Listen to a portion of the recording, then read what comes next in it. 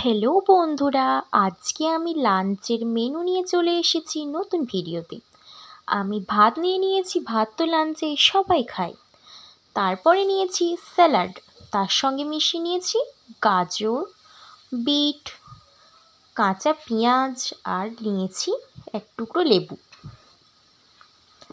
তারপরে নিচ্ছি আমি অল্প করে কলমি শাক ভাজা।